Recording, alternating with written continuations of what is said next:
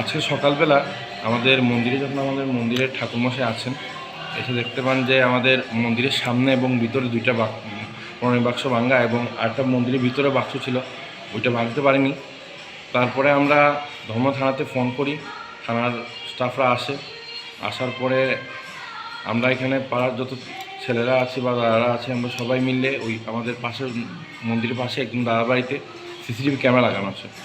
ওইটা চেক করার পরে দেখতে পাই যে এইখানেরই এই এরিয়ারই একটি বাসিন্দার ছেলে, বিশাল ওর নাম, ও এখানে চুরি করে।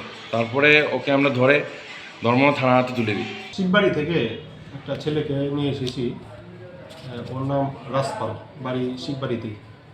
তো আমাদের কাছে খবর এসেছে ওই প্রণয় বাক্স যেটা বাইরে থাকে, প্রণয় বাক্স ভাঙা, যাতে মানুষের দান দক্ষিণা যেটা থাকে সেই পয়সাটা কোনো চুর নিয়ে গেছে। কোন মন্দিরের? তো এটা শিববাড়ি, পোস্ট অফিসের সঙ্গে শিববাড়ি ধর্মনগরে। তো আমরা একজনকে নিয়ে এসেছি ধরে, ওর নাম রাজপাল, বাড়ি শিববাড়ি এলাকাতে। সে কি স্বীকার করছে? সে জিজ্ঞাসাবাদ করছি, হ্যাঁ প্রাথমিকভাবে কিছু সত্যতা স্বীকার করেছে, আরেকটু জিজ্ঞাসাবাদ করতে হবে।